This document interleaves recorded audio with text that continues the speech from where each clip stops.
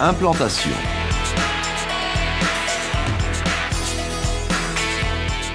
Pour réaliser une implantation, il est nécessaire de posséder le plan de situation. Plan de masse, le plan de géomètre et le plan de fondation.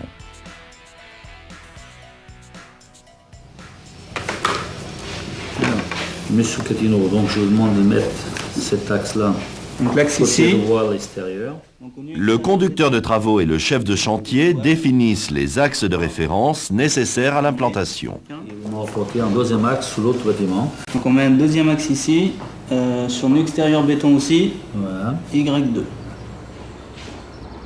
La cotation des plans d'exécution est rattachée à ces axes. Les points de niveau NGF et les axes de référence sont reportés sur des ouvrages fixes par le géomètre. Ces points de référence sont sauvegardés jusqu'à la fin du chantier. Ici, ce point de référence, situé dans une zone de terrassement, est signalé par un rubalise. Ce point est reporté sur un ouvrage fixe. Encore un petit peu, encore un petit peu. C'est bon.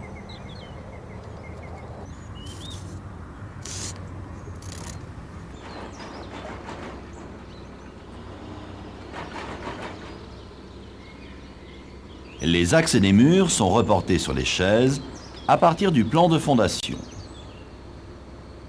Le plan de fondation définit les axes de fil.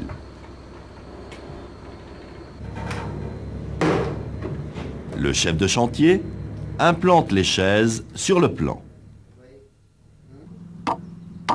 La position des chaises tient compte des terrassements et des zones de circulation. Les piquets sont profondément enfoncés. La stabilité est renforcée par un patin de béton. Une planche en diagonale stabilise cette chaise haute.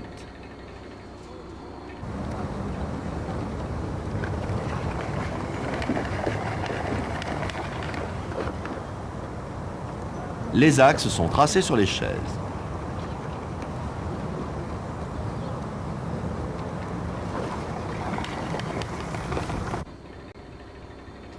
L'axe est repéré par un clou. L'épaisseur du mur est repérée par ces deux clous.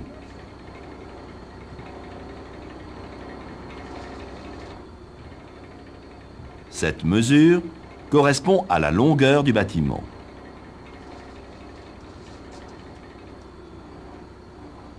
Ici, la mesure n'est pas prise de niveau.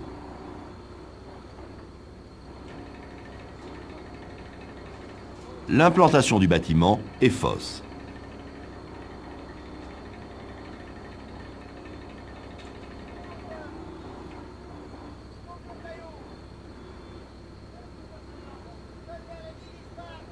Pour être précis dans les prises de mesure, les chaises doivent être de niveau entre elles. Un trait de niveau définit la hauteur des planches.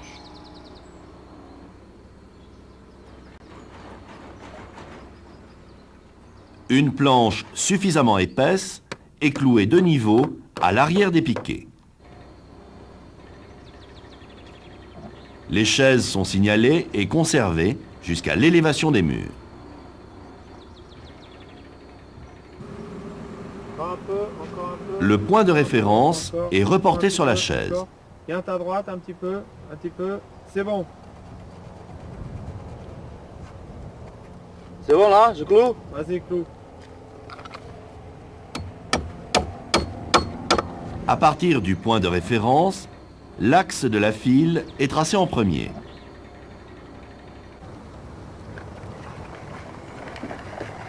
Pour éviter les risques d'erreur, les cotes sont cumulées.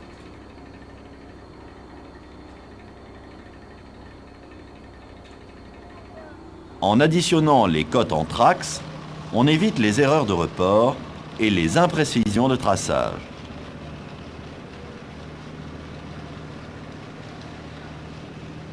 Le cumul des différentes mesures doit être égal à la cote totale.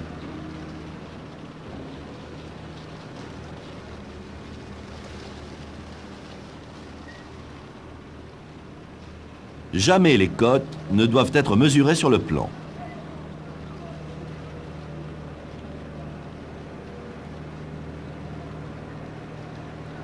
Le plan de terrassement définit les niveaux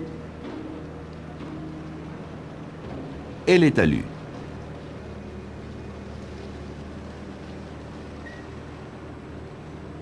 L'emprise du bâtiment définit l'implantation du terrassement. Dans le cas d'un terrassement avec talus, il faut tracer les pieds de talus,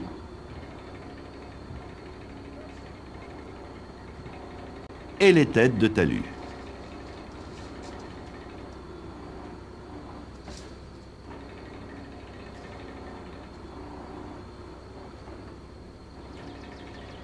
Un point de niveau est tracé à proximité.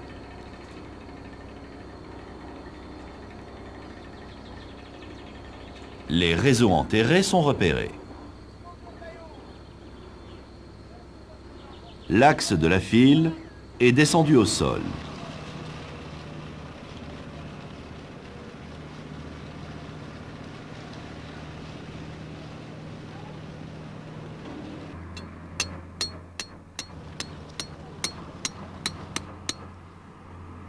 Les fouilles en rigole sont implantées.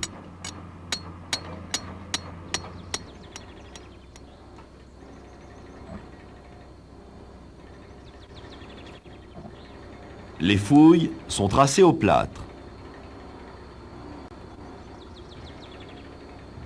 Le prolongement du traçage permet de conserver l'alignement des fouilles pendant le terrassement.